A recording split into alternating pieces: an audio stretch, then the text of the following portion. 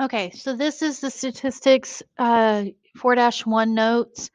Um, this is covering all of 4-1. So random variables. A random variable is the variable that represents a numeric value associated with each outcome of a probability experiment. So when we're talking about the outcome, if we're rolling a dice, the possible outcomes would be getting a 1, getting a 2, getting 3, 4, 5, or 6. Those are variables. Those are the random variables. There are two types of random variables. One's discrete and one is continuous. A discrete, think of dots like whole numbers. It is a finite or countable number of the possible outcomes, whereas continuous is an uncountable number of possible outcomes by intervals on a number line, represented by like whole numbers, fractions, decimals. Think of things like speed.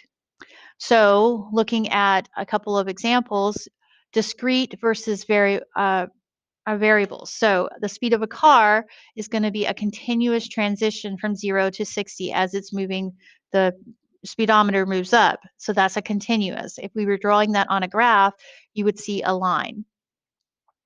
The number of babies born in the United States is going to be discrete because you can only count by whole numbers. You only have whole babies. There's no such thing as a half baby. So that would be a bunch of dots on the graph.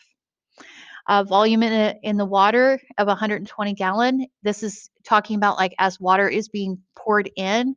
So it's going to gradually tick up. It's not going to go from like 1 straight up to 2, straight up to 3. It's going to be everything all the way in the going up like this.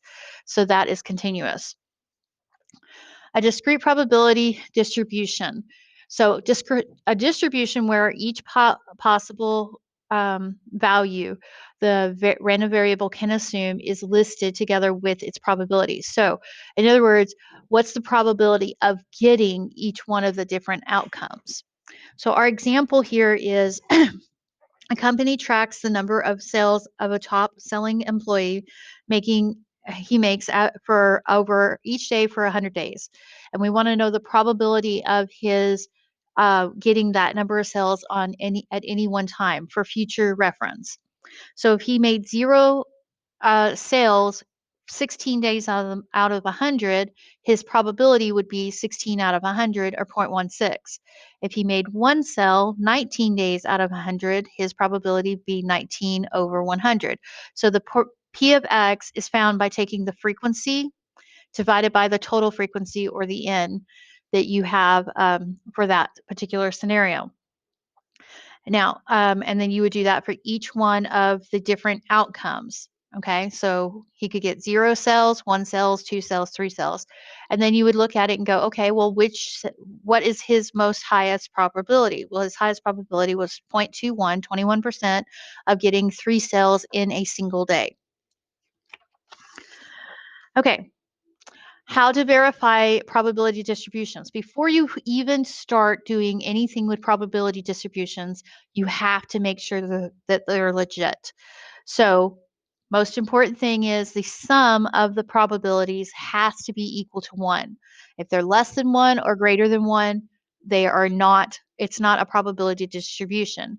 So we would simply add up all of our probabilities and then see, does it add up to 1? The other thing you want to check is to make sure each of the actual probabilities is between 0 and 1. So it can be 0 or it can be 1, but that's only when there's only one particular item. But it can't be anything greater than or less than 0. Or greater than 1. So when we have our examples, if we add up the P of X, the second row here, they add up to 1.37. So that is a no. Sum is not equal to 1. So this is not a probability distribution. In terms of a way to answer a question, that's exactly what you'd write. Sum of P of X is 1.37. Therefore, no. The sum is not equal to 1, and this is not a probability distribution. Probability P of X is 1, so this is a yes. This one is a no based on the first check to see if all of the probabilities are less than 1, and 3 of them are greater than 1, so that would be not ones. Okay.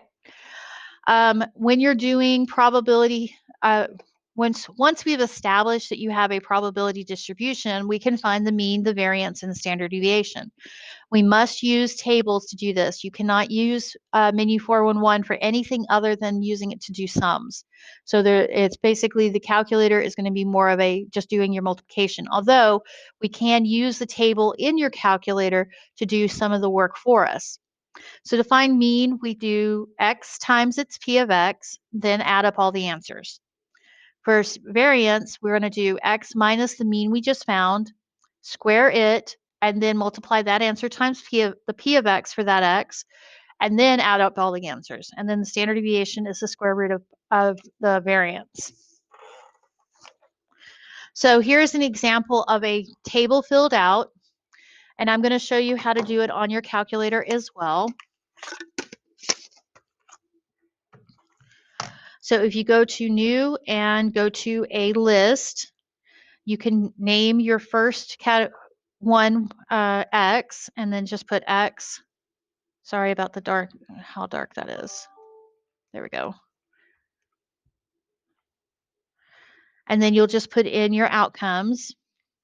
And then you can label the second line P for probability, and you would put in those numbers.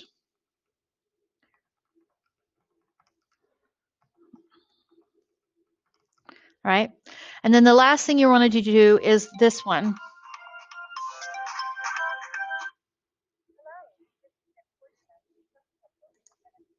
Okay, so you would put in the equation in the equal part. So we're going to do X times P because that's what we named our two columns.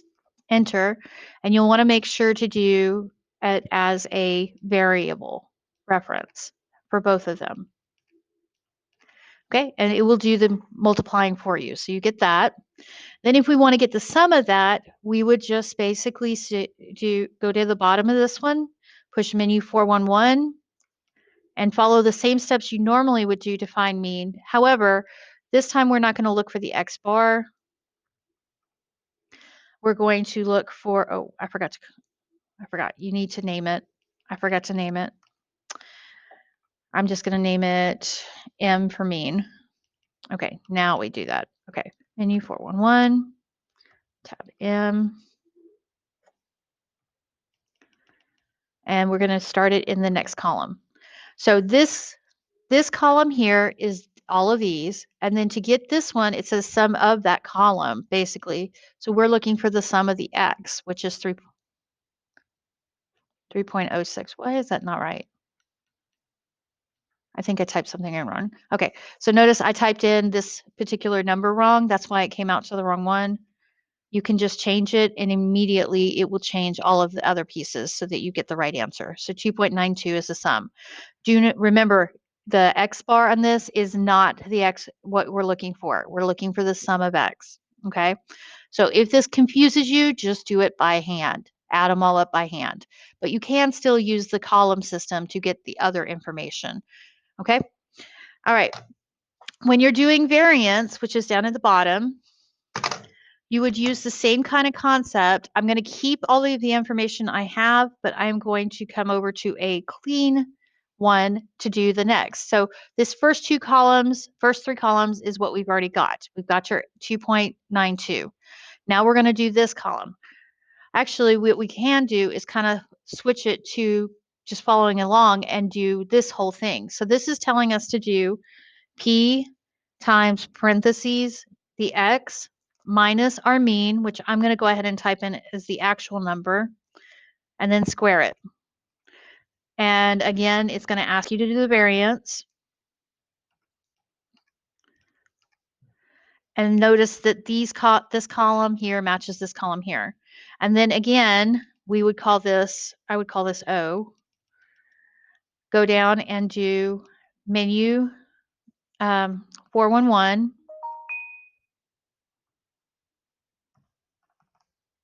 Why is it not doing it?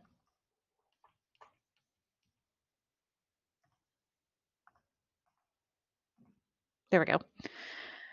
And then we're going to say, this time I want you to do the O column. And again, we're looking for the X sum of the x. So that ends up being, now mine's a little bit less accurate to the calculators because I rounded everything on that way. Now the last step, that's our standard deviation, or excuse me, our variance. Our last step is to do the square root of what we just got. That part you will have to do in a regular calculator setup, but you can use the var button, and we're going to use the stat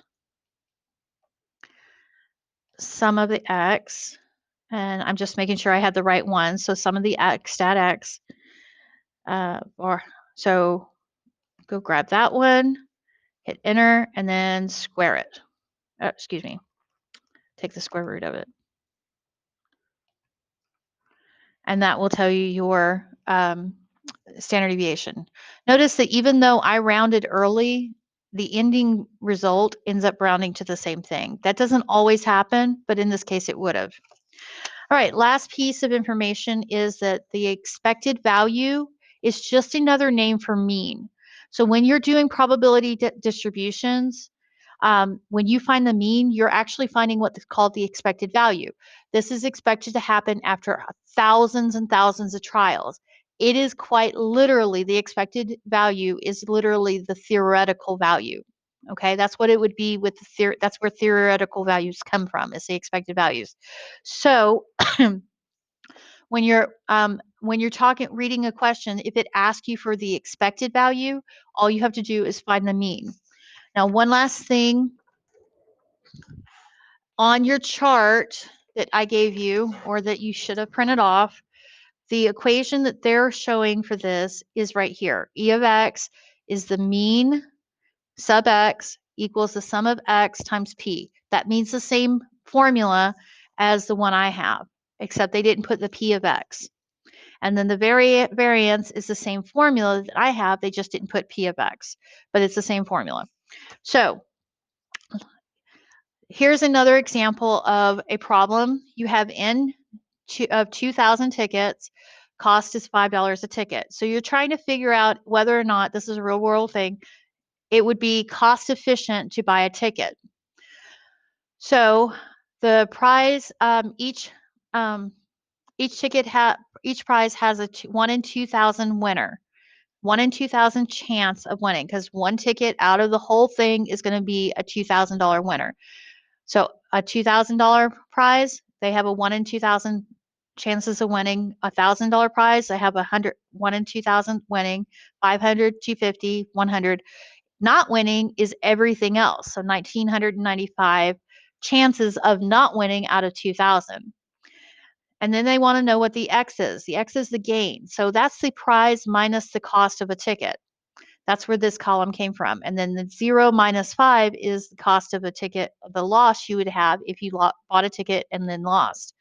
So x times p of x, add them all up, and we end up with a net gain of negative $3.08. So because the expected value is negative, you can expect to lose an average of $3.08 every time you buy a ticket. All right, so I've got other examples available for you to work on. These are all worked out. Make sure to work them out, and then check your work on Schoology, on Schoology in the PDF version.